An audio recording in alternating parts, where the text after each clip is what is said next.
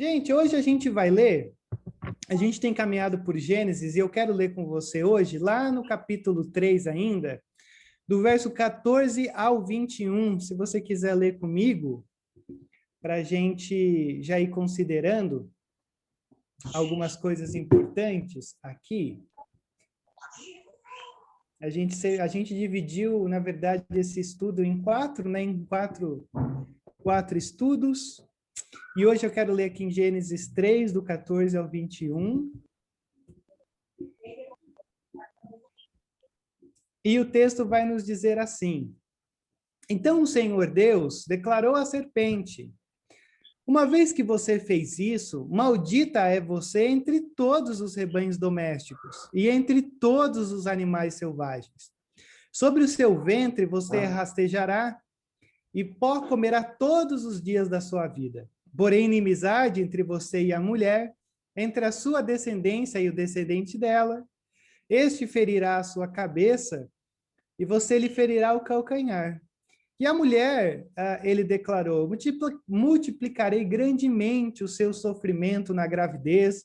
Com sofrimento você dará à luz filhos, e o seu desejo será para o seu marido, e ele a dominará. E ao homem declarou: Visto que você deu ouvidos à sua mulher e comeu do fruto da árvore da qual ordenei a você que não comesse, maldita é a terra por sua causa, com sofrimento você se alimentará dela todos os dias da sua vida.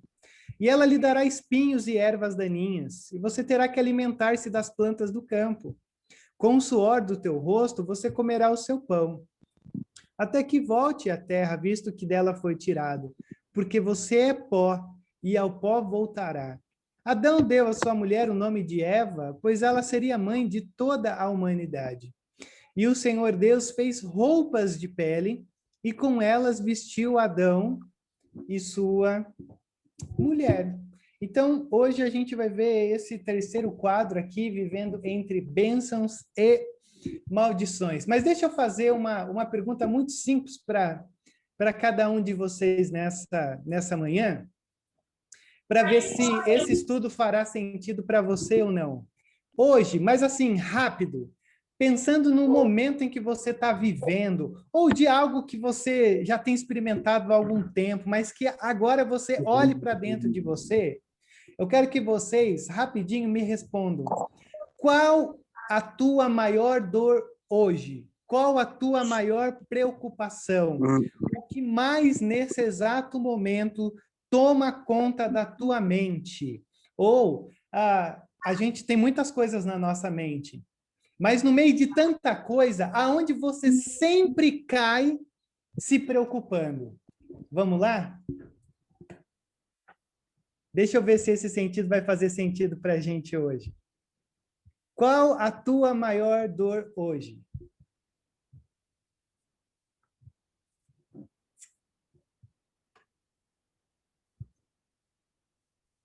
Nossa, pergunta profunda, hein? Silêncio absoluto.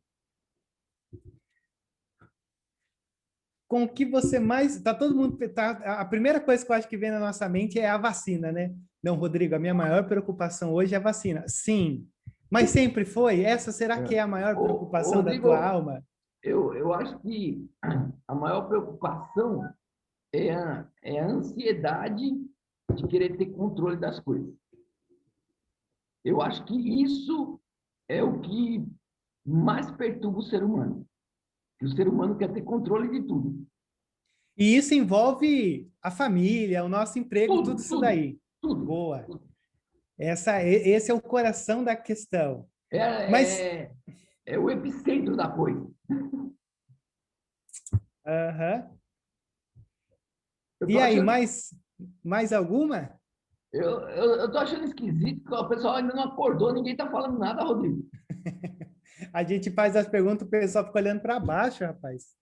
Eu peguei e tomei logo um banho cedo, frio, para eu vou já entrar na aula dando um pulo, cara. Aí, não, você não tomou banho frio É que primeiro, a não? pergunta é boa, né? Estão pensando, tá todo mundo pensando. Enquanto o pastor toma uma aguinha, a gente está pensando. Pastor, Oi, Ju. pastor, posso falar?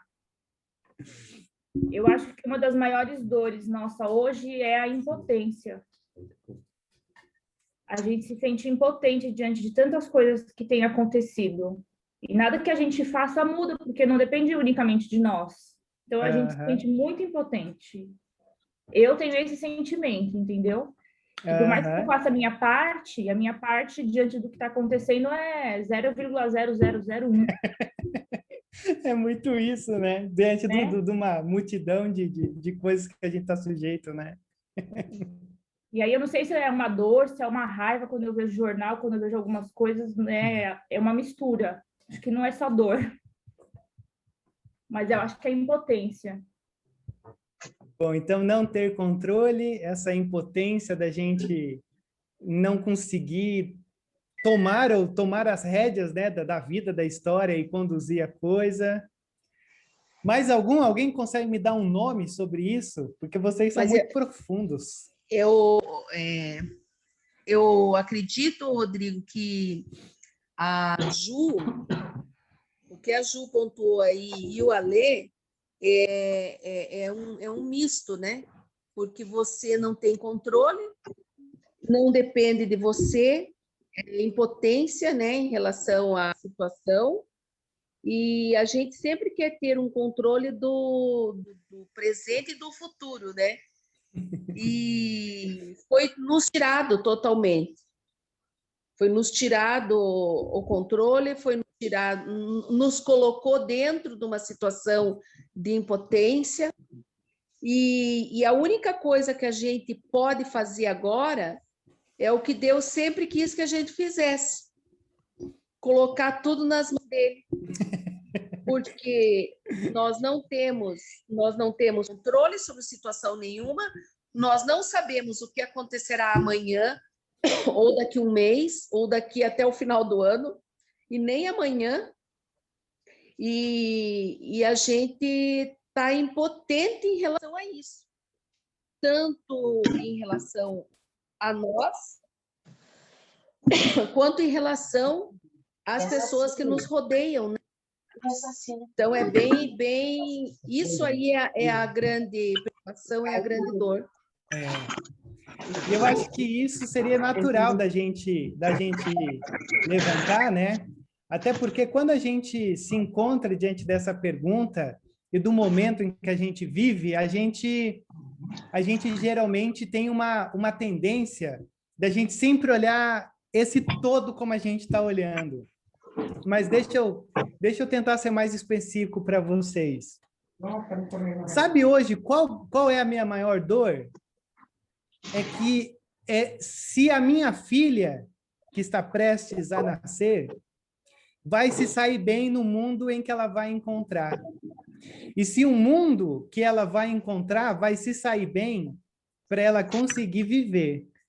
Talvez essa seja a minha maior dor hoje. O que vai acontecer lá na frente? Será que a vida dela vai estar boa? Será que ela já vai nascer humanizada? Como é que é? Nascer... Que ela vai tomar vacina, aí a criança já nasce... Imunizada. Sumiu a palavra.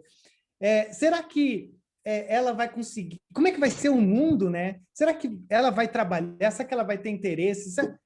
Geralmente, se você for pensar bem, tudo isso que a gente colocou é muito claro e é a nossa preocupação. Pastor? Mas, geralmente, isso gira em torno de duas questões. Primeiro, filhos, a nossa descendência, a nossa família e o nosso trabalho. Oswaldo? Não, é que eu acho que depende tudo do ponto de vista e do que cada um está vivendo, né? Na veia. Uma pessoa que perdeu o emprego hoje deve cair em parafuso, porque não tem garantia de recolocação, existem os compromissos financeiros, de sustento do lar, de aluguel, de prestação. Então, às vezes, ela entra nesse circuito da dívida financeira, do problema social. Uma pessoa que pegou Covid e que está sendo internada, isso aí deve estar consumindo a pessoa, a família, o pai, a mãe, os filhos. cada caso é uma situação. A pessoa que está com o casamento a um fio para perder se desmanchar o casamento, e essa daí é a dor que a pessoa está vivendo nesse momento, né? Então, muito aberto e muito específico para cada um, né? Mas, Oswaldo, eu acho que essa é a grande questão que envolve, eu tenho certeza, de todos nós, porque eu acho que a gente pode classificar em 3 questões tudo isso aí que vocês estão falando. Rodrigo, a minha maior dor hoje é que eu quero viver num mundo legal. Eu quero viver num mundo bom. Não precisa ser perfeito, porque eu já aprendi que não vai ser. Mas eu quero viver num mundo que eu possa viver, que eu não preciso sobreviver. Essa é a primeira questão. A segunda questão que eu acredito que também envolve tudo isso que a gente está falando é não apenas o mundo, mas eu quero ter uma família legal, eu quero ter uma família saudável, eu quero ter uma família que eu possa usufruir, que eu possa me alegrar, que eu possa celebrar, tudo isso que a gente deseja quando a gente constrói uma família. E em terceiro lugar, não apenas um mundo legal, não apenas uma família legal, mas também a gente quer ter um trabalho legal, a gente quer ter um trabalho que nos dê a oportunidade da gente viver legal, até porque o Paulo falou, quem não trabalha, que não coma. Num contexto onde as pessoas estavam abandonando tudo por causa da volta de Jesus, que eles pensavam que ia ser lá. Então, olha só, um mundo legal, uma família legal e um trabalho legal. Resumidamente, eu acho que essas coisas são as grandes bases das nossas maiores dores.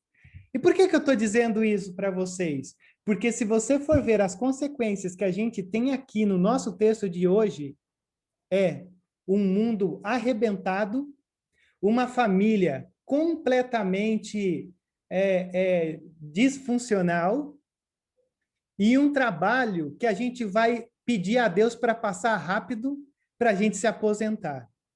Resumidamente, Gênesis 3, do 14 ao 21, ele nos mostra por que o Éden ele é um reflexo da nossa vida. Porque nós vivemos nas consequências desse Éden. E o Éden, e essas 3 áreas aqui, que são as nossas maiores dores, são 3 áreas que o Senhor falou assim, não vai ser fácil.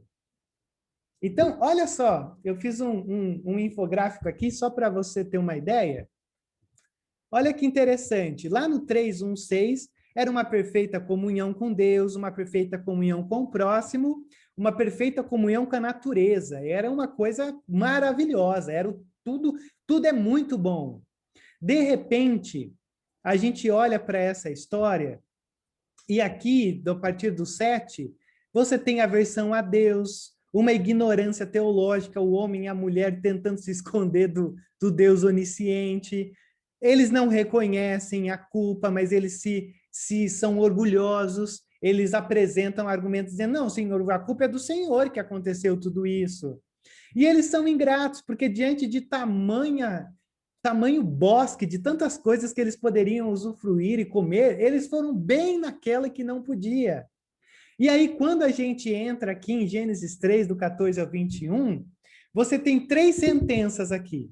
A sentença da serpente, aonde o Senhor diz, olha, maldita você é, e a partir de agora você vai rastejar sobre o teu peito e comer o pó da terra todos os dias, e a tua cabeça vai ser ferida. O Senhor olha para a mulher e diz, olha, você dará filhos em meio a dores, e terá desejos desordenados. E aí ele olha para o homem e diz assim, a terra é maldita por causa de você. E aí você vai ter um trabalho que vai sugar todas as tuas energias e ainda você vai experimentar a morte. Então, olha só o que a gente tem aqui diante de nós. Uma criação fantástica, algo completamente ordenado. E olha só como é que o homem foi construindo essas pontes e entrando por caminhos e desejos que agora eles irão sofrer as consequências de todo o pecado que aconteceu ali do 7 ao 13. E aí essas consequências são interessantes, porque elas estouram no mundo em que a gente vive, nos nossos relacionamentos e também até na nossa forma de trabalhar ou de enxergar o trabalho. Então, tudo isso daqui eu estou dizendo para você, para a gente olhar hoje essas 3 sentenças e perceber como que elas fazem parte da nossa vida diária e como isso faz com que a gente viva um Éden caído a cada novo dia em que nós acordamos, em cada decisão, em cada relacionamento familiar, em cada começo de trabalho, final do expediente, ao ligar o noticiário. A gente olha para isso daqui e a minha tarefa hoje é fazer com que vocês percebam que o mundo é como é desde o início do Éden, de quando eles decidem desobedecer a Deus e aí tudo se rompe e tudo se torna averso daquilo que deveria ser. Então, uma pergunta, até aqui tá beleza?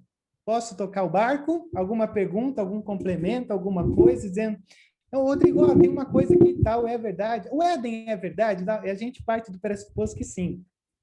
Eu, pelo menos, acredito que o Éden, porque é necessário a gente acreditar que não eram figuras mitológicas ou representativas, mas era mesmo.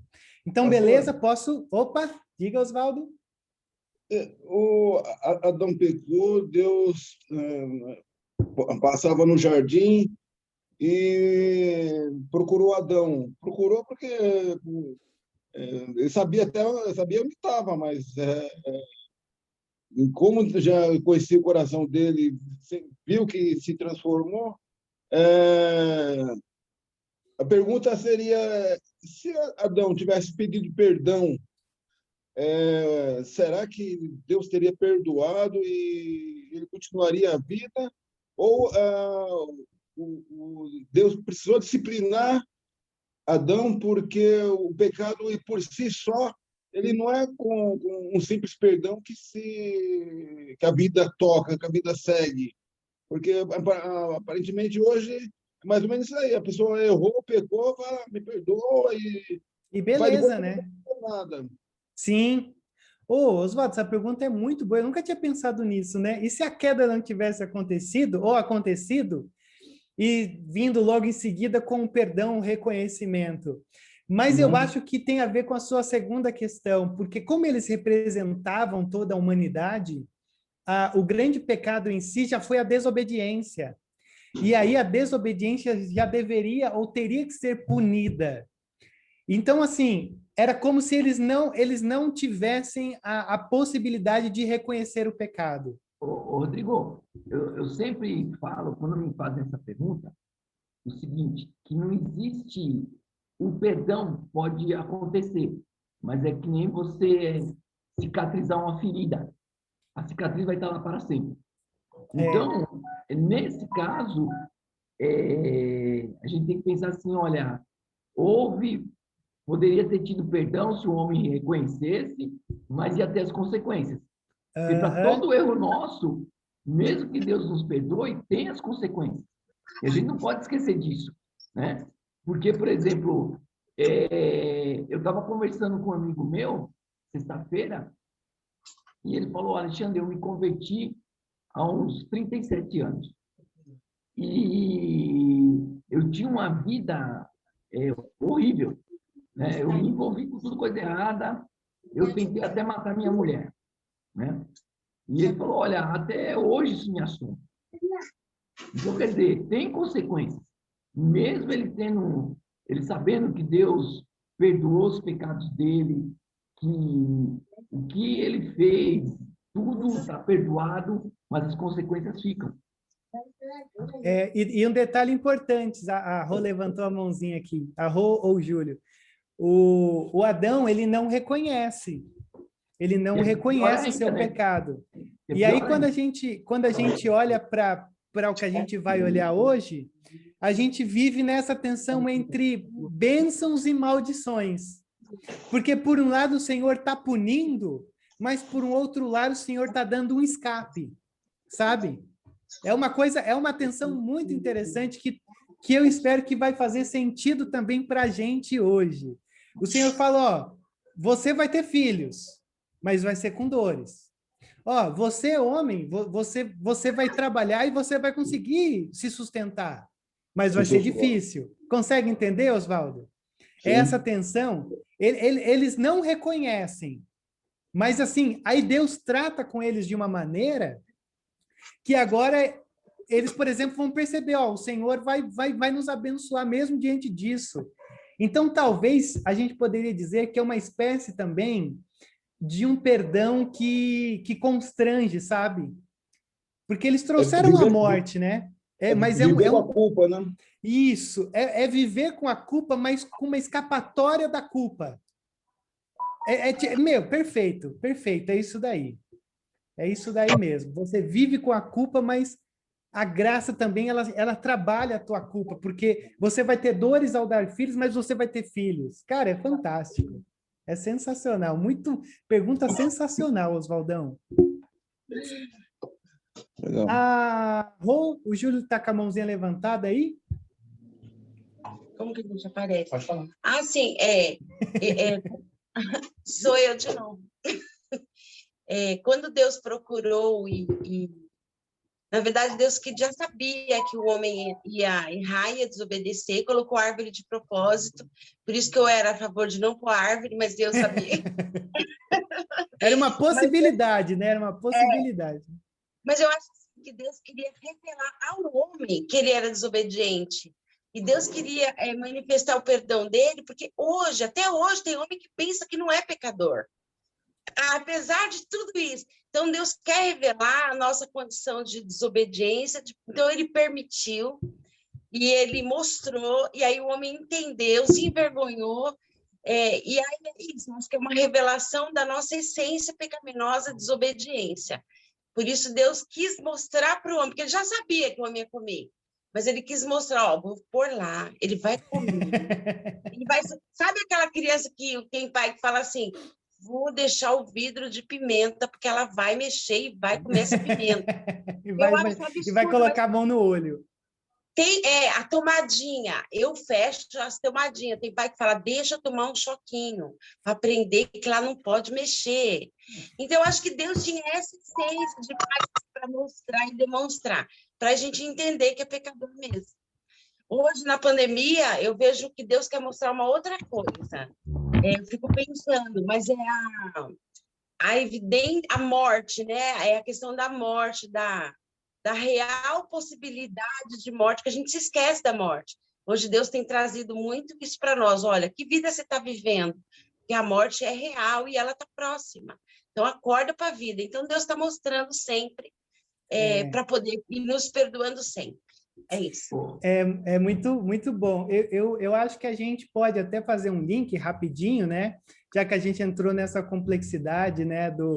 Da árvore e coisa e tal. Por um lado, existia essa possibilidade.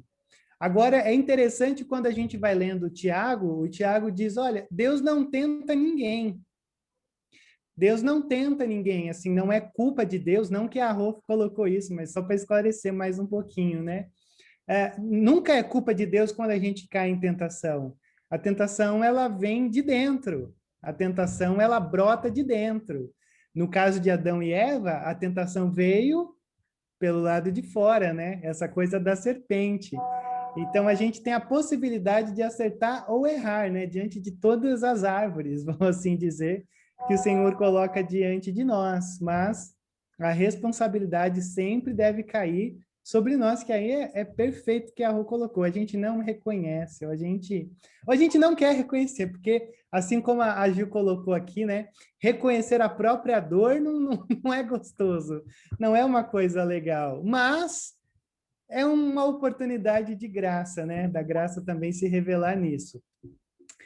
Então, olha só, deixa eu te mostrar 3 coisas aqui, né? Essas 3 sentenças para você olhar e ver como isso pode fazer sentido para você. A primeira sentença, a gente tem a sentença da serpente. É interessante, viu? Sabe por quê? A primeira sentença não foi dada para o homem ou para a mulher. A primeira sentença foi dada para a serpente. E você perceba outra coisa também, que quando Deus ele se revela, ele aparece para Adão e Eva, Deus ele começa com uma pergunta. A pergunta por quê? Porque é o que a Rô colocou, nos faz refletir. A pergunta que nos faz perceber aonde a gente está. Só que quando o Senhor aparece com essa sentença para a serpente, ele não pergunta nada. Por que que ele não pergunta? Porque o Senhor não quer promover o arrependimento da serpente. A serpente, ela é o nosso inimigo. Então, não existe arrependimento, não existe nada. A serpente é do maligno, é a representação do maligno. E aí, olha só o que o texto diz. Então, o Senhor Deus declarou à serpente: ó, já que você fez isso, maldita é você entre os animais de todos os rebanhos domésticos e entre todos os animais selvagens. Ó, você é a mais maligna. Você é o mais, é o astuto, mas você é maldita. É importante também lembrar que a única vez que a gente tem essa palavra, essa sentença de Deus se referindo a maldita, é para a serpente, tá? Nunca diga que há uma certa...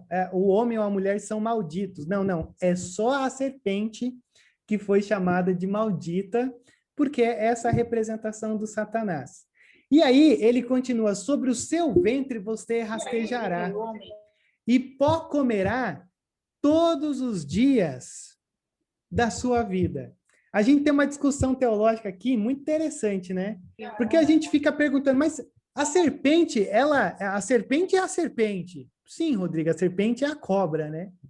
Mas ela não rastejava antes? Eu acho que tem algumas discussões assim que nunca nos levam a nada, mas a gente às vezes pode ter alguém que pergunte. Algumas pessoas dizem que a serpente ela ficava meio que em pé. Outras dizem, será que ela voava? Bom, a grande questão aqui, eu acho que não deve ser olhada sobre a ótica da biologia, tá? Se você for pensar que Satanás, ele está ali investido na serpente, isso daqui não quer dizer tão respeito a algo biológico. A serpente agora rasteja porque lá no Éden falou. Isso daqui tem uma simbologia maior, porque você rastejar sobre o pó da terra é um sinal de humilhação, é um sinal de derrota, é um sinal do pó comerá todos os dias da tua vida. Então você vai viver nessa condição de ser humilhada. E é aqui que eu acho que a gente já começa a perceber uma coisa que eu acho extremamente importante da gente pensar, no que diz respeito à batalha espiritual. A gente já teve muitos livros sobre isso, há muitos livros sobre isso, há muitos achismos sobre isso, mas é importante ressaltar uma coisa muito simples da batalha espiritual. A batalha espiritual, ela é uma realidade. E ela começa a ser formada justamente aqui. Só que, antes de eu te mostrar o porquê a batalha acontece, eu quero te mostrar que ela já é uma batalha espiritual aonde Satanás já é vencido. Porque muitas vezes a gente trata Satanás como se ele tivesse um poder assim, equiparado ao próprio Deus. Mas existe uma luta entre carne e espírito, entre santidade e não santidade. Existe essa luta que você e eu vivemos diariamente, constantemente. Só que isso já foi vencido na cruz. É uma batalha para a vida prática, para a batalha prática. Mas Satanás já foi vencido. Por quê? Porque ele rasteja, ele já é um inimigo derrotado, ele já é um inimigo humilhado. Mas como é que isso funciona? Olha isso daqui, não sei se você já parou para pensar. O Senhor diz assim: eu porei inimizade entre você, Satanás, e a mulher, entre a sua descendência e o descendente dela. Este lhe ferirá a cabeça e você lhe ferirá o calcanhar. A gente passa meio despercebido dessa sentença, mas você sabe que isso daqui talvez seja a grande, a ideia, o conteúdo, a expressão mais importante da nossa Bíblia, principalmente do Antigo Testamento. Sabe por quê? Porque quando a gente olha para isso daqui... Opa, peraí, a Gigi chegou aqui. Deixa eu ver se eu li certo. Cadê os comentários? Ô, rapaz, a Gigi tá aqui. Gigi, seja bem-vinda. Da hora. Deve ser tipo 3 horas da manhã lá, né? E aí ela entrou só para ouvir a serpente e a mulher. Sensacional, Gigi. E olha só Oi, que gente. coisa... Ô, Gigi! Eu pensei que nem lembrava mais como falava em português. Tô quase esquecendo já. Tem que ser o básico. Sensacional, Gigi. Mostra a carinha, Gigi. Ai, calma aí, gente, que eu tô dentro do carro. A gente tá indo pra igreja. Ah, que linda. Ah, que legal, Gigi. Da hora. Deus te abençoe. Deus abençoe, Amém. Gigi. E olha só que coisa interessante, né? Quando a gente olha para essa expressão, colocarei ou porém inimizade entre você e a mulher, a gente já percebe uma coisa aqui gloriosa, que tem a ver com o que Oswaldo colocou. Sabe por quê? Lembra que o homem e a mulher, eles comem do fruto, e na verdade eles têm os olhos abertos, eles são conhecedores do bem e do mal. É lógico que eles distorceram tudo, né? O mundo hoje virou de cabeça para baixo, mas eles poderiam ser guiados pela serpente.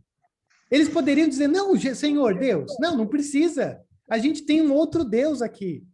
Olha só como isso às vezes passa despercebido.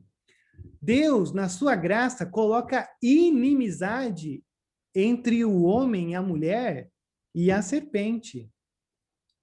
Existe uma inimizade, existe um Deus que está dizendo, ó, vocês não vão ser amigas, vocês não podem ser amigos, não podem se relacionar. E aí que entra a nossa questão. A partir desse momento em que existe essa inimizade entre o homem e a mulher e a serpente, a gente começa a perceber uma coisa. Olha só. Existe a semente da serpente e a semente da mulher. A descendência da serpente, o descendente da mulher. Tem uma profecia que diz, este te ferirá a cabeça e tu lhe ferirás o calcanhar. E a gente olha para isso aqui e diz assim, mas que é isso? Que história de semente é essa? Semente, em Gênesis, tem a ver com o sêmen, tem a ver com a produção, tem a ver com aquilo que sai de mim. E a partir desse momento, a gente passa a ter aquilo que a gente conhece como uma batalha espiritual, ou uma classificação do nosso mundo. Olha só que coisa interessante. Existem aqueles que são a semente da serpente, que são os filhos do diabo, literalmente, e eles apontam para Satanás. E sofrerá uma ferida fatal e foi esmagado pela eternidade. Está falando da serpente. A semente da mulher aponta para Cristo, não sofrerá uma ferida fatal, mas será letal, e aponta para a cruz. Rodrigo, deixe mais claro isso para a gente entender. Olha só o que a gente tem aqui. A história de duas sementes nada mais é do que isso daqui, ó. Quando a gente olha para o livro de Gênesis, o livro de Gênesis ele vai traçar algumas genealogias ou algumas histórias. E quando a gente olha para essas histórias elas apontam por uma coisa que a gente às vezes não percebe. Que dentro de Gênesis existe a semente da serpente e a semente da mulher. Quem que é a semente da mulher? Lembra de Caim e Abel? Caim mata Abel. Quem que é a figura do diabo? Caim. Quem que é essa figura do próprio Deus? Abel. Tanto que quando Abel é morto, lá no finalzinho do 4, o Senhor vai dizer assim, a gente tem um problema, porque a gente precisa da nossa semente, a semente da mulher. E aí o que acontece? Nasce Sete. Quando você olha para Lameque, e aí contrasta com Enoque, Noé com Cã, Sem com Canaã, Abraão com Ismael, que aí o Abraão teve a Isaac. Isaac era o filho da promessa. Ismael era o filho da serpente. Isaac, Esaú e Jacó. Esaú foi o que vendeu o direito de primogenitura. Então, ele era essa coisa diabólica. O da semente da mulher era Jacó. Então, estão conseguindo entender aonde eu estou chegando? A humanidade, ela praticamente pode ser categorizada em duas Dois pontos simples. Existem os filhos de Deus e existem os filhos do diabo. Então, olha só. Quando a gente olha para Moisés, o Senhor olha para Moisés e diz, você vai libertar o meu povo. Só que já no começo dessa libertação, você vai encontrar um empecilho, alguém que vai tentar frustrar a libertação do meu povo. E aí a minha pergunta é, quem foi o primeiro empecilho para que Israel não saísse dessa opressão egípcia? Vamos lá, lembra das escolas dominicais aí que você ouviu desde criança. Quem foi o primeiro que diz, não vai sair ninguém, não? Eu sei que você sabe, Oswaldo. Faraó. O faraó. Tanto que o Senhor manda 10 pragas para quê? Para dizer, eu sou maior do que todos os deuses que você segue e que você acha que é. Quando o povo está no deserto, o povo está no deserto, quem são as nações que aparecem ali para tentar frustrar a nação santa? As nações ao redor nada mais são do que essa semente da serpente, essa oposição que você e eu sempre enfrentamos. Então, acontece aqui, ó, começa aqui. A briga entre o bem e o mal. Pronto, fechou.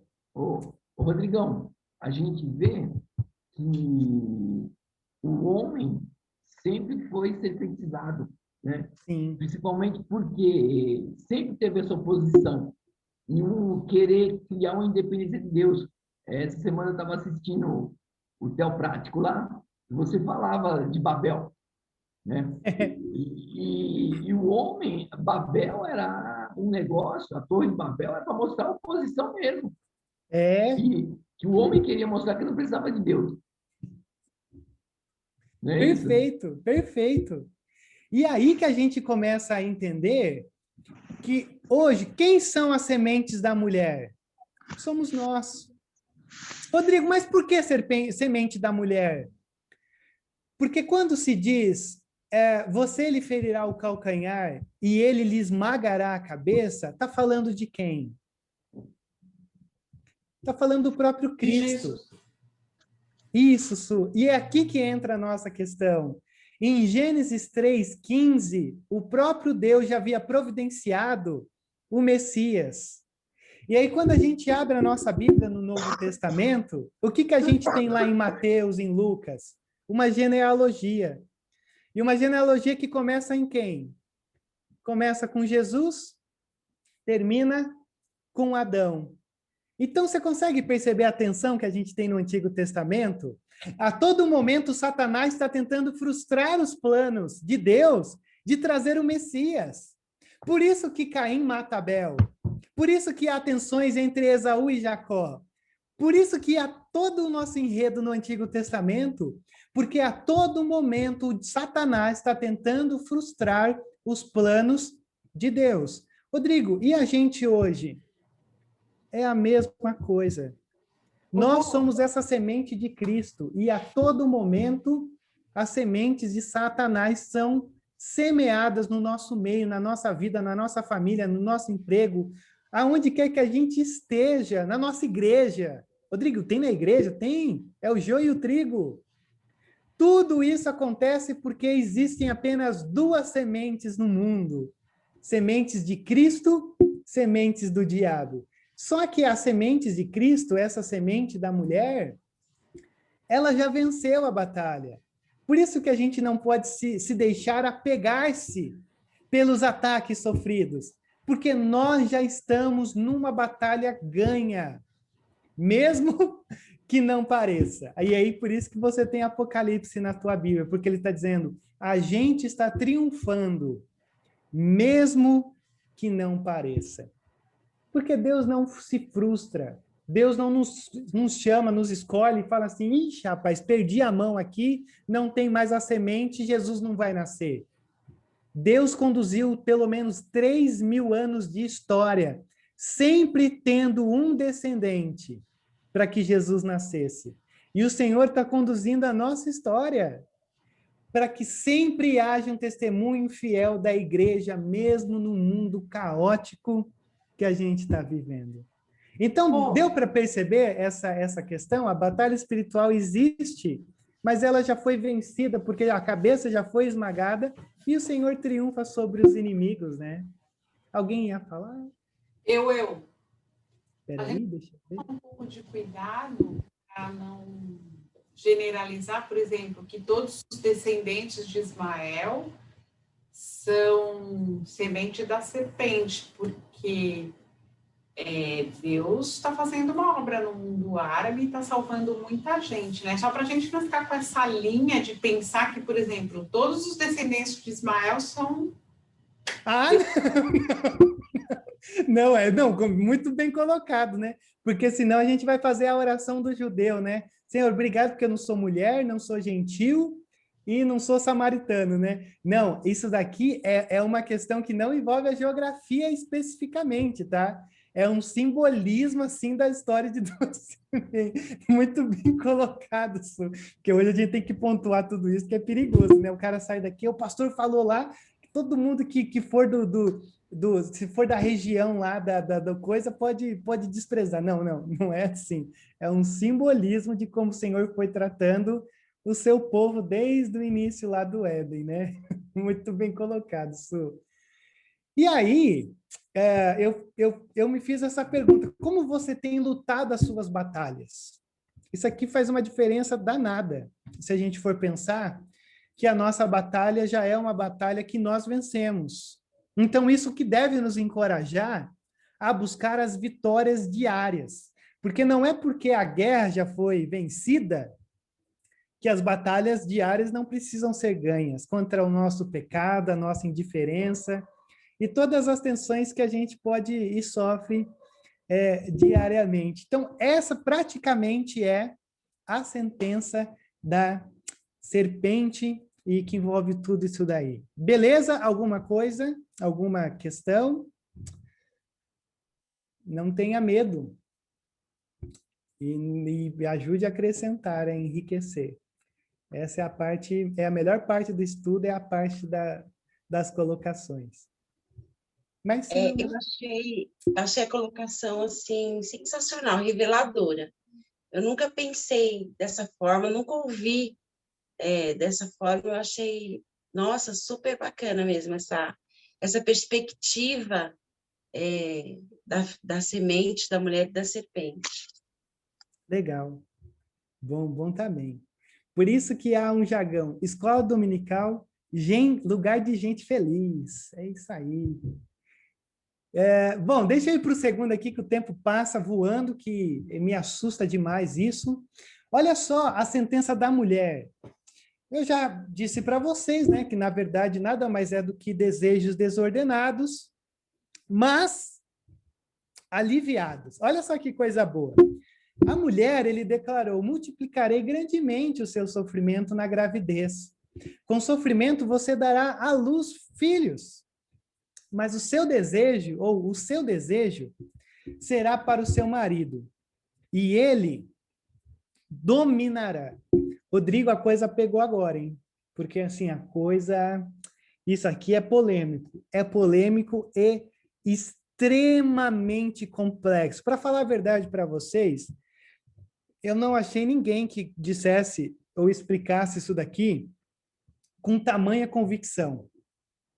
Porque meio que você tem uma questão aqui de um jogo de palavras que a gente trava. Ele diz: multiplicarei grandemente o seu sofrimento na gravidez. Ok. Com sofrimento você dará à luz a filhos. Está falando a mesma coisa, mas diferente.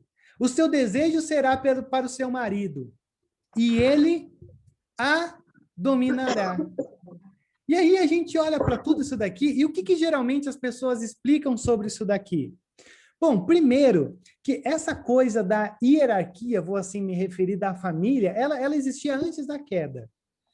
Embora seja antiético, antipolítico, anti-tudo, alvo de muito preconceito, mas existe sim essa coisa de que o marido ele é o cabeça da mulher. Agora, isso não tem a ver com inferioridade, não. Tem a ver com uma hierarquia para o bom funcionamento de todas as coisas, de cada um saber qual é o papel e coisa e tal. E aqui acontece duas coisas que estão relacionadas a isso. Primeiro, haverá filhos, mas haverá com grande sofrimento. Uma coisa que a gente pode pontuar aí é assim, sabedoria é diferente de hierarquia, que a gente tem mulher mais sábia do que homem. Não, para falar a verdade, eu acho que quase todas, né? Porque a visão da mulher ao redor é uma visão muito mais aguçada. Aliás, é uma visão aguçada que o homem é tapado. O homem é ignorante demais. Então, assim, é que foi muito distorcido isso daqui por uma ideia, assim, bem difícil mesmo da história. Mas é um complemento fantástico. Pastor? Oi, fala, João.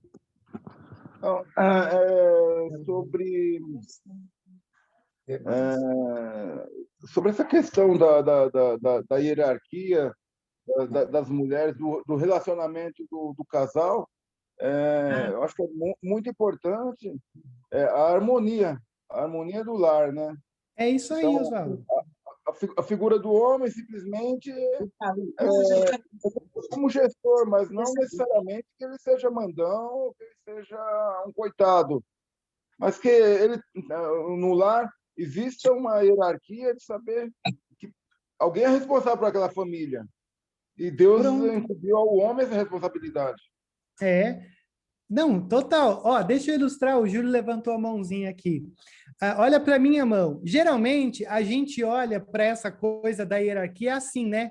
Deus, o homem, a mulher e os filhos. Parece que nesse sentido, assim, não, aqui é bem grande, aqui é valorizado, aqui é mais ou menos, aqui não. Na hierarquia da família, a gente não olha homem, mulher, filhos. A gente não olha em pé, a gente olha deitado. Porque não tem a ver com valores de importância, tem a ver com um conjunto de harmonia. Tá tudo no mesmo coisa, tá tudo no mesmo nível. A grande questão são os papéis que são desenvolvidos ali. E esse é o ponto da harmonia que o Oswaldo colocou. Júlio? Então, acho que, eu não sei, eu vou falar de mundo prático, uma coisa que me veio à mente, pode ser uma grande besteira, como muitas que eu falo, como várias que eu falo. Não, mas, você assim, não fala não, Rosana, você não fala não. Quem te falou essa besteira que você fala besteira? Eu adoro falar besteira, mas tudo bem. A questão é se você olhar para o mundo... Hã? Fala que eu te escuto. Fala que eu te escuto, Rosana. Se você olhar para o mundo hoje, o mundo, vamos dizer, fora da igreja, vamos dizer assim, tentar ser muito secular, a mulher, as relações entre mulher e homem, como tem acontecido? As mulheres, elas estão praticamente escravizadas, elas trabalham fora, sustentam a casa, elas cuidam dos filhos, elas têm toda a responsabilidade, os homens vão embora às vezes, e a maioria sofrem abusos domésticos, apanham, morrem, feminicídio tem se revelado, sempre existiu, mas hoje tem se mostrado, porque agora, enfim, é crime, etc. e tal. Então, a mulher, ela se submete a situações com o seu marido dentro da sua casa, que ela não precisava se submeter, ela não precisava se submeter, porque ela já assumiu um papel de provedora, de cuidadora da sua casa, ela já é a líder, ela já é a cabeça, ela já é o chefe, porque o marido é um traste. E ela ainda assim se submete ao homem. Por que isso? A gente não entende. As mulheres precisam de tratamento psicológico, precisam de tratamento, elas estão feridas emocionalmente e elas não conseguem se libertar desse homem carrasco que tem judiado dela. Isso é comum, muito mais do que a gente pensa. É que eu hoje percebo que nós vivemos uma realidade muito privilegiada. Graças a Deus, nós temos problemas de ordem, de toda ordem, claro. Nosso grupo, vamos pensar no nosso grupo, mas o nosso grupo é um grupo privilegiado, um grupo de pessoas mais conscientes, que tem Jesus no coração, que são estudadas, são pessoas que têm convivência com pessoas de um nível que conseguem entender que não pode viver nessa realidade louca. Mas, assim, a maioria de nós, a maioria do povo, não é assim. As mulheres, elas são mesmo, elas estão escravizadas pelo marido, elas têm um apego, um desejo que o marido melhore, que o marido deixe de bater nelas, que o marido vai, e eles prometem que vai deixar de fazer, eles fazem de novo e elas ficam lá de novo. Então, essa sentença de condenação, eu consigo ver claramente na sociedade, essa dependência que a mulher tem de estar com o marido, de precisar do marido, de querer ter o marido, por mais que ele judie, ela sofra. Então, eu pensei nisso. Rô, e a tua palavra, ela é perfeita, porque essa é justamente uma das formas de se olhar essa coisa de que o teu desejo será pelo teu marido e ele a dominará. É uma das formas dos estudiosos falarem sobre isso, é justamente essa coisa. Passa o que for, mas existe uma dependência emocional, existe uma coisa assim de uma realização que vai muito além do que deveria ser, da imagem do marido na vida de uma mulher. Pastor? E isso é muito interessante, o comentário da Rô, porque é uma das coisas que se fala a respeito disso, e que não é besteira, como a Rô começou falando, mas que olha só como já traz um reflexo do que aconteceu aqui, né? Muito, muito interessante. Oswaldo, peraí, antes de você falar, eu tinha visto que a Ju tinha levantado a mãozinha. Bom dia, Ju. Bom dia, Du. Eu acho, na verdade, eu ia entrar dentro dessa... Ia entrar dentro, ok. Mas... que a Rô colocou do desejo da mulher pelo homem, né? Porque a gente percebe aí que é uma carência a mais que a mulher sente. Então, não sei se nos casamentos são diferentes do meu, mas normalmente sou eu que fico, poxa, não me dá atenção, não fica comigo. Então, normalmente a mulher, ela tem essa dependência emocional bem maior, né? Eu ia falar exatamente sobre isso. Não, mas é só o seu, viu, Gil? Porque aqui em casa, assim, eu sou extremamente presente. Bom, vamos por essa parte, que isso aí eu acho que é todos. Oswaldo, e aí? É que, igual a Rô falou, a própria Ju agora complementou, mas eu acho que tem a ver no encontro de casais, a gente deve até estudar sobre isso, mas tem a ver com as escolhas, né? Às vezes a mulher ela se submete, mas ela talvez não saiba escolher. Como o homem também escolhe uma esposa, também às vezes não sabe escolher. Porque às vezes tem os sinais, a relação existem sinais que vão se mostrar e se multiplicarem, né? Mas eu acredito muito que tem a ver com as escolhas e a falta de paciência, a falta de Deus, de pedir a Deus sabedoria e olhar se aquele homem que vai ser o seu futuro marido, ele é bom, ele é gentil, ele trata bem a sua esposa, a sua mãe, a sua família, ele é trabalhador, porque tem muita mulher que parece até que cai num golpe, porque começa a relacionar com o cara nem trabalha, o cara não quer nem trabalhar, a mulher tem a dependência financeira, mas outros relacionamentos ela é escravizada para trazer o sustento para casa, porque o cara fica olhando para o céu o dia inteiro. Eu acho que essa relação tem muito a ver com a escolha. Oswaldo, eu gostei de uma fala do John Piper, que ele fala assim, ele deu um conselho para a filha dele, falou, ó, você só deve casar com um homem que ame mais a Deus do que a ele mesmo. Porque se ele falar que ama mais a você, está errado. Se ele falar que ele ama mais a ele, está errado. Então, ele tem que amar mais a Deus.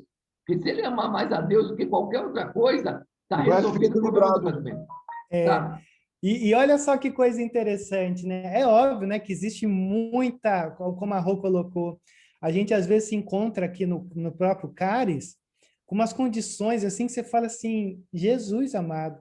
É óbvio que em última instância sempre existe essa coisa da escolha. Mas às vezes existe umas condicionalidades assim que algumas pessoas entram. E aí, Oswaldo, que eu acho que entra nessa questão de como você terminou a sua fala, né? Eu acho que a gente sempre casa com a pessoa menos errada, ou menos certa. Não, peraí. Com a pessoa menos... Eu estava com a palavra na coisa? A gente sempre casa com a pessoa mais próxima da certa, porque nunca vai ser certa. E essa certidão a gente vai fazendo com a caminhada, né, Oswaldo?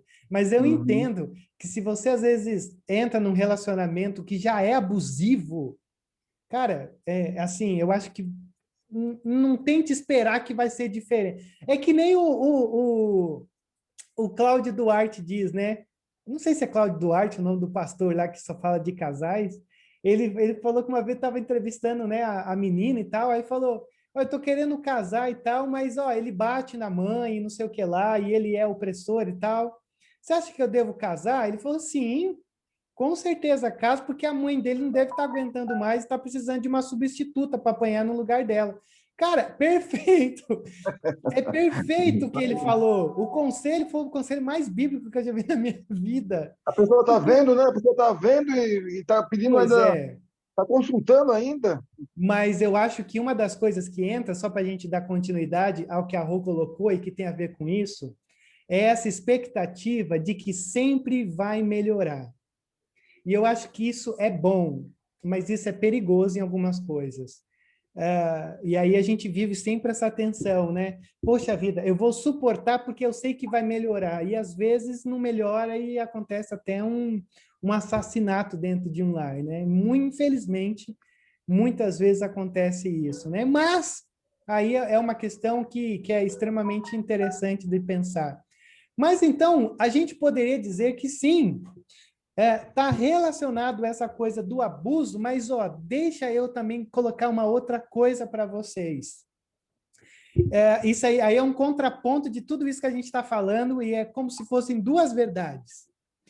Por um outro lado também, essa expressão, e ele a dominará, pode ser algo relacionado ao fato de que os desejos da mulher é desordenado.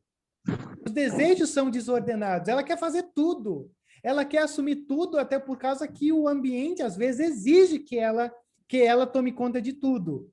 Só que quando o texto diz, e ele a dominará, pode também ser num sentido de que o marido pode amenizar a dor da mulher. E aí você consegue ver o contraponto? A mulher olha para o marido e idolatra, dizendo, é tudo que eu quero e para me realizar é lá, então eu me submeto ao que for necessário. Só que em contraponto a tudo isso, quando existe a graça dentro do ambiente, essa maldição se parece uma bênção. Porque ele a dominar não é no sentido de dominar como a gente imagina, mas de dominar no sentido de calma. Está muito desorganizado, a gente está enlouquecendo, você não está legal. Vamos aliviar essa dor? Vamos conversar? Vamos perceber um melhor caminho? Então, você consegue perceber como existem essas duas óticas da gente olhar? Pode ser usado extremamente para o mal ou pode ser usado extremamente para o bem, pelo próprio exemplo que a Rô disse. Eu preciso de terapia, todos nós precisamos. Mas que bom ter alguém em casa que é praticamente um terapeuta. Que você não precisa pagar, não precisa chamar atenção, mas você toma um café e conversa sobre coisas tão profundas que você sai leve do café, embora você comeu 5 pães e 2 peixinhos. Então, olha só que coisa fantástica que a gente tem aqui. Mas olha só, por um outro lado, deixa eu passar rapidinho sobre isso, você também tem essa coisa da gravidez. Multiplicarei grandemente o seu sofrimento na gravidez. E aí, talvez você já tenha ouvido falar assim, Rodrigo, então foi aqui que a gravidez normal tornou-se, geralmente, pelas imagens que a gente vê, doída. A gravidez natural, então, começou aqui, né? Porque antes, então... Mas eu fiquei me perguntando assim, mas como é que a criança nascia antes do pecado, então? Porque antes do pecado, depois do pecado, a criança ia sair pelo mesmo lugar. E, geralmente, o mesmo lugar... Eu estou tentando ser mais tranquilo, porque a Ju, que é gravidez normal, e eu não quero impactar a vida dela aqui. Bom, mas a Tuane já sabe muito bem traumatizar as mulheres que querem gravidez normal. Mas isso aqui fica para uma outra hora. E o que acontece? Antes do pecado, a criança, as dores no parto iam acontecer. E aí a nossa pergunta é, Rodrigo, essas dores no parto, então podem ser vencidas. Eu burlei Deus, eu cancelei Deus. Porque, na verdade, se eu fizer cesárea, eu não terei dores no parto. E aí você consegue ver a incoerência que a gente experimentou por anos e mais anos, quando os líderes falam, não, isso aqui é que a gravidez é doída. Não, também. Mas a grande questão aqui é, toda a criação de filhos é dor de cabeça. E aí eu já estou experimentando isso agora, um gostinho.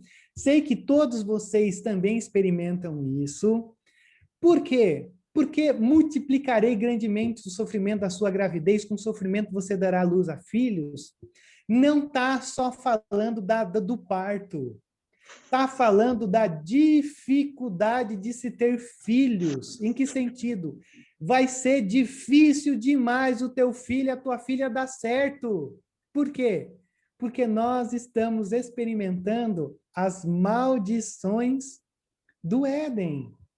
E aí, antes do Oswaldo falar, você já percebeu que toda mulher que vai dando continuidade às sementes que a gente viu, geralmente elas são o quê na Bíblia? Quase todas as mulheres são estéreis. Por quê? Porque, na verdade, é com dificuldade, é com tensão, é com dor, é tensão total. Tudo está relacionado a isso. Essa infertilidade bíblica das mulheres é consequência disso daqui. Então, não é só o parto, porque se você fizer uma cesárea, então você burlou Deus e contornou a situação. Não, é a dificuldade dos filhos. Por isso que você vai ver que quase todos os filhos da Bíblia dão errado, ou quase dão errado. E por isso que Paulo escreve sobre filhos, todo mundo escreve sobre isso. Por quê? Porque a tendência natural é dar ruim. Simples assim, embora é um pouco desestimulante de falar isso nesse exato momento da minha vida. Oswaldo? Pastor, não, tá dando para ouvir, pastor? Sim. Veja bem, eu acho que a dor do parto antigamente, antes da sentença de Deus, talvez seria a barriga crescer e o neném nascer normal, sem sei lá, é até difícil a gente comparar com alguma coisa, mas talvez seria sem dor, porque hoje, depois que passar, as mulheres engravidam, e aquela dor é uma dor que deve ser tremenda, imensa. A gente associa a dor do parto com dor de cabeça nossa, do homem. É quase parecido. Rapaz, você vai ser moído ainda bem que não é presencial isso aqui.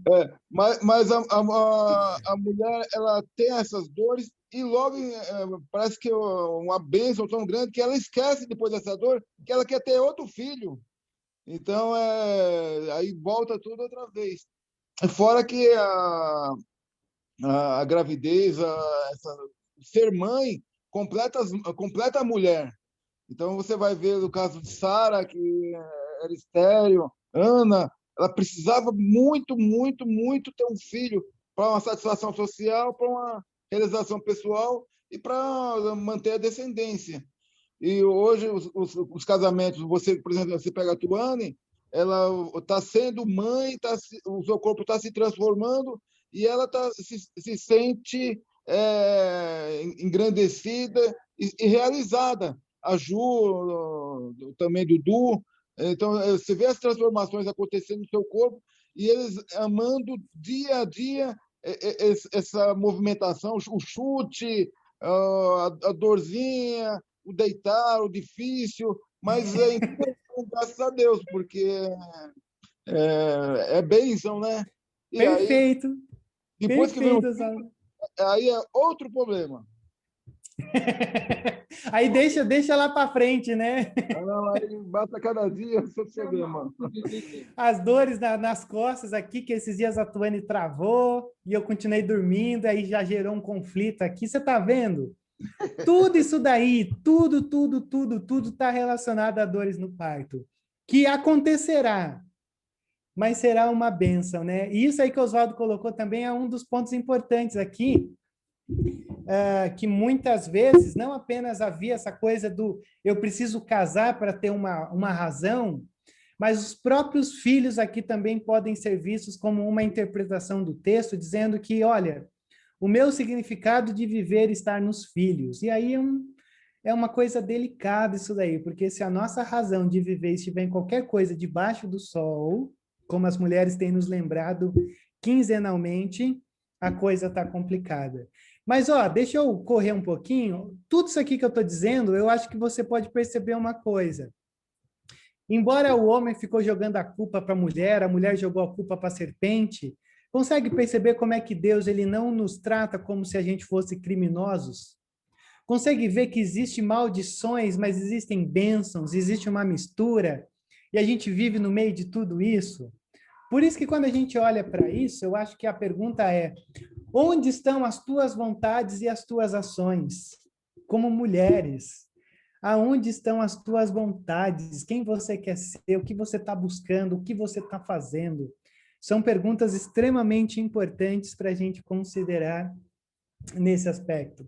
Deixa eu gastar uns minutinhos finais aqui para te falar da sentença do homem, até porque eu gastei um monte falando da serpente, um monte da mulher. Se eu falar 2 minutos do homem, parece que eu puxei a sardinha para o meu lado.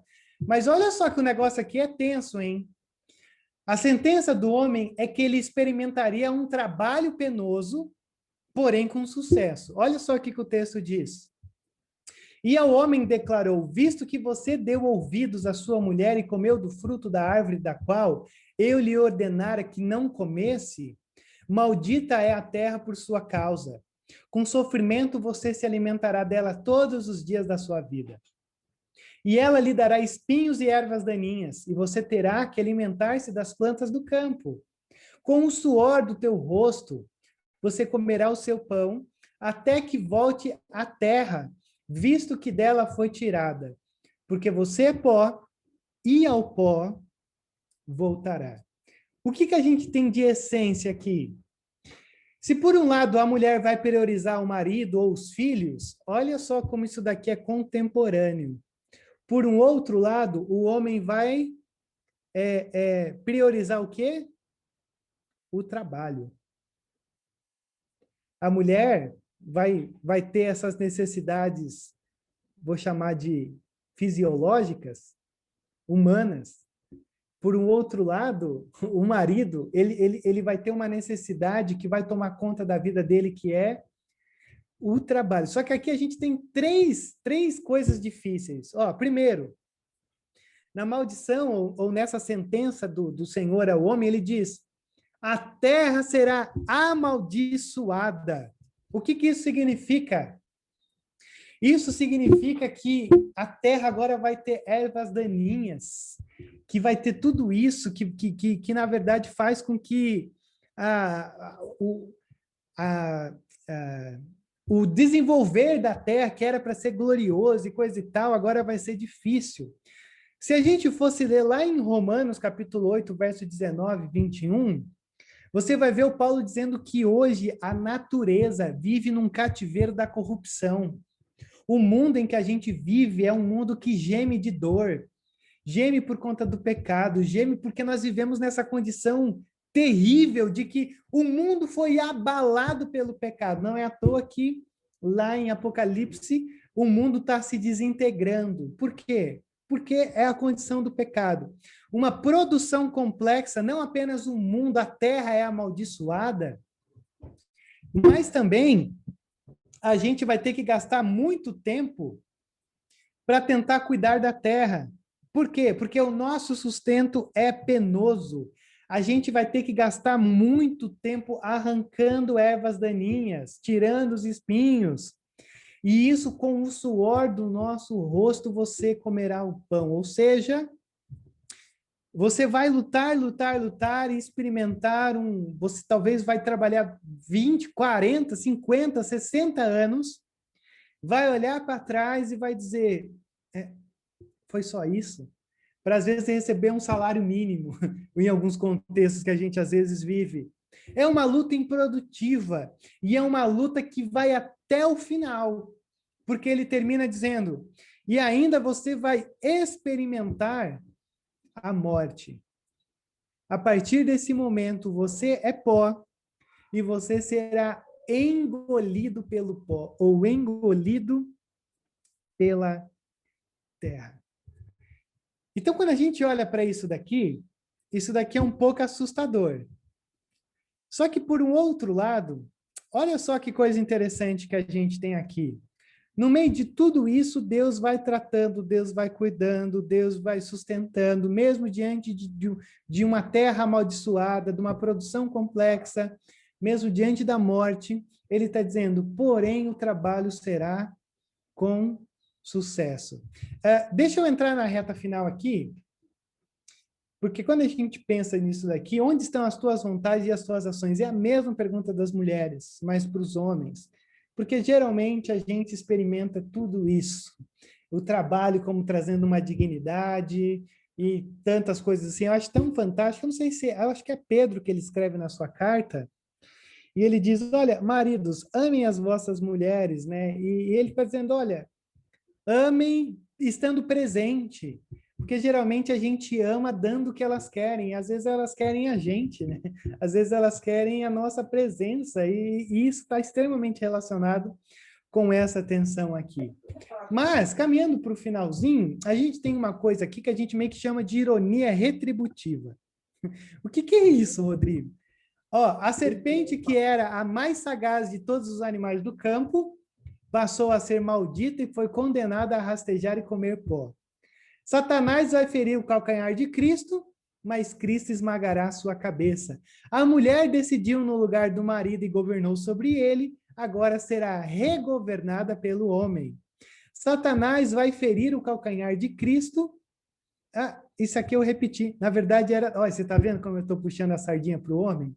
Aqui era do homem.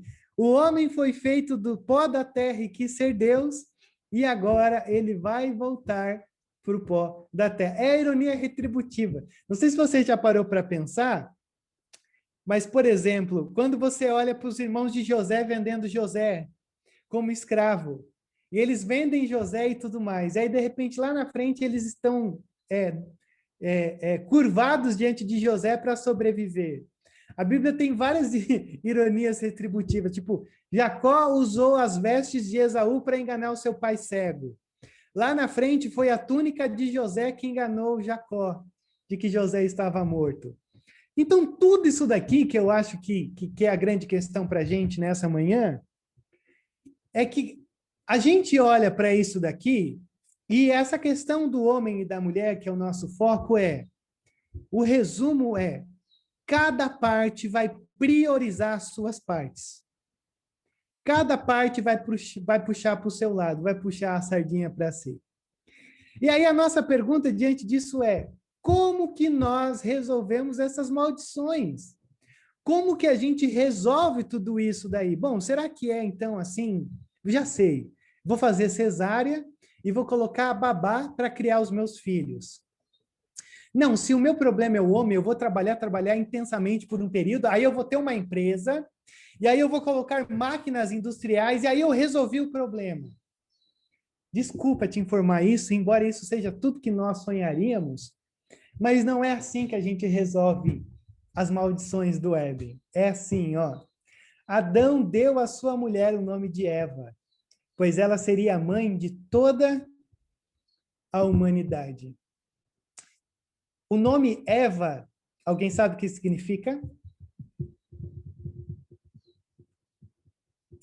O nome Eva significa vida.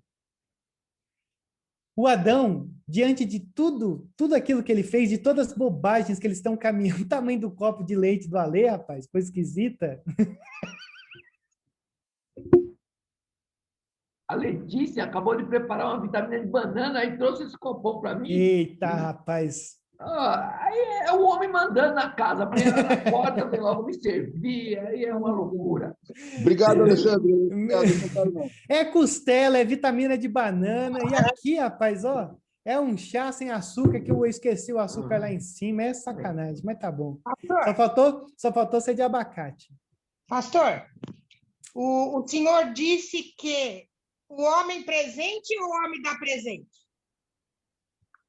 Ah, não, mas você também, Deise, você Olha, Eu entendi de longe, eu entendi da presente. Rapaz, eu me nego a responder isso daí, porque sempre são as duas tensões. Ou envolve presença ou envolve dinheiro, né? Então, isso aí não está aqui em Gênesis, não tem nada a ver essa parte. Isso aí é segundo Deise 2:24, não está aqui, tá? Mas a gente sabe que são as duas coisas, porque as duas coisas complementam, mas a primeira eu acho que é o principal. Até porque se você tiver um casamento que está estourado no cartão, aí você não... Aí vai ser só a presença mesmo, é a única coisa que tem. Mas olha só, o homem olha para Eva e ele diz, você é vida. Isso significa o quê? Que ele percebeu que através dela existiria a vida, mesmo diante do pecado, mesmo diante das tensões que você e eu vivemos. Sempre há a possibilidade de vida. E não é à toa que você tem isso. A mulher que foi tentada a pecar tornou-se mãe da vida. O fraco conquistará o forte. O Deus homem morrerá na cruz para trazer vida em abundância. Então a graça está se revelando aqui, dizendo, olha, vocês fizeram tudo errado, vocês vão sofrer as consequências de tudo, mas ó a sentença de vida para vocês, no meio de toda essa bobagem que vocês estão fazendo. Mas também, olha só a parte final, o último texto da nossa leitura. E o Senhor Deus fez roupas de pele, e com elas vestiu Adão e sua mulher. Consegue ver aonde a gente tem a graça aqui? Eles tentaram esconder a nudez, tentaram contornar as maldições, mas eles sabiam que só o Senhor vindo na direção deles, eles conseguiriam achar graça para os relacionamentos.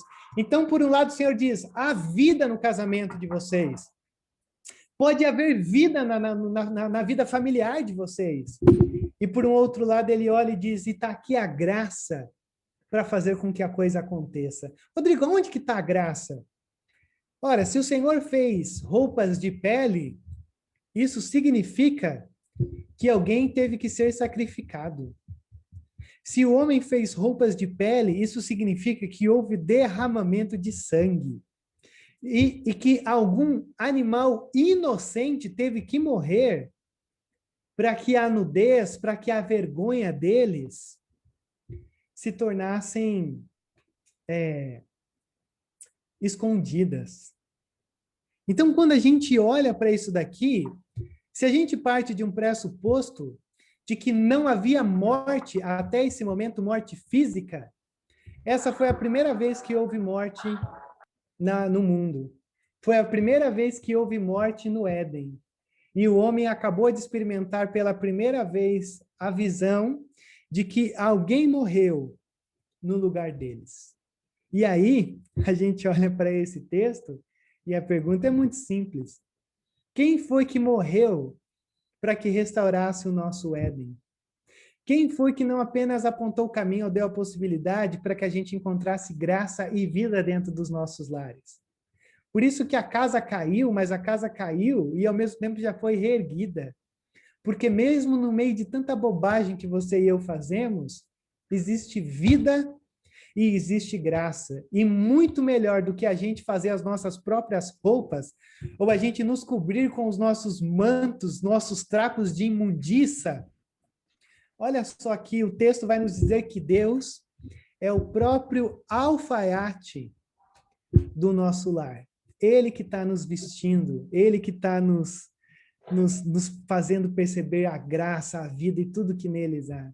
Então, a gente não precisa se esconder, a gente não precisa tentar contornar, não adianta colocar máquinas elétricas no teu trabalho, fazer cesárea, porque as tensões existirão, mas a vida e a graça disponível para cada um de nós. E aí, deixa eu ler um último texto.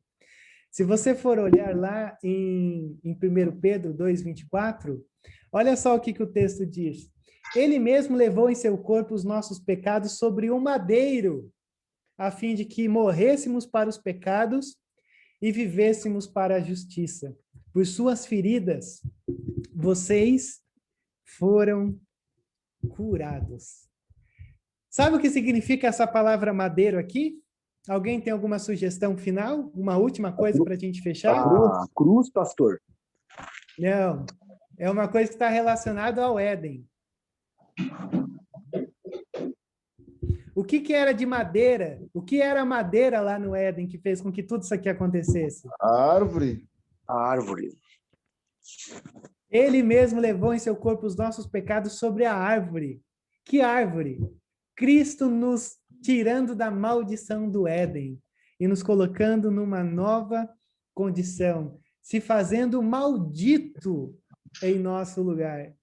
Por isso que Cristo, na verdade, é a grande roupa que nós vestimos quando nós nos encontramos debaixo da graça e debaixo da cruz. Por isso, 3 coisinhas rápidas aqui para a gente encerrar nessa manhã. Primeiro, nós não temos o poder de quebrar maldições, mas em Cristo, essas maldições não apenas foram mitigadas, mas foram vencidas.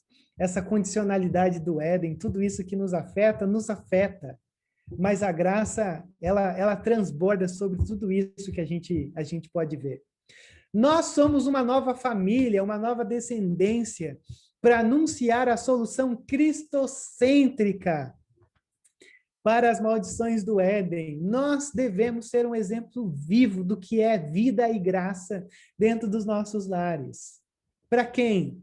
Para aqueles que não experimentam vida e graça, mas experimentam morte e experimentam todo tipo de coisa que não há saída lá no final. E a gente experimenta a vida e graça porque nós somos essa nova família de Cristo. E Cristo esmagou a cabeça da serpente na cruz, mas não foi fatal. Ele aguarda a igreja para a derrota final dela. Olha só que interessante, a gente vive entre o já e o ainda não. Sei que vocês já ouviram isso. Sim, já vencemos, mas ainda não. Cristo já venceu o Satanás, mas ainda não. E quando a gente olha para Romanos 16, quando a gente olha para o finalzinho de Apocalipse, você sabe que o próprio Cristo está esperando a gente lá, né? Não sei se você já parou para pensar nisso. E ele está esperando a gente lá porque ele está dizendo o Cordeiro de Deus e os santos venceram definitivamente o dragão, a antiga serpente, Satanás. E aí que entra a gente. Por isso que a gente ainda vive tensões, por isso que a gente faz um monte de bobagem, por isso que a gente ainda luta, por isso que a gente tem que acordar toda manhã reconhecendo a batalha que a gente está inserida. Porque a gente está rumo a essa batalha final. E aí, quando nós vencermos o dragão, a antiga serpente, Satanás, com Cristo, aí então nós só viveremos a bênção de um novo Éden, o Éden restaurado, o Éden que você e eu geralmente ansiamos profundamente a viver, de uma maneira gloriosa e de uma maneira que já não há mais as preocupações desse lado aqui da eternidade.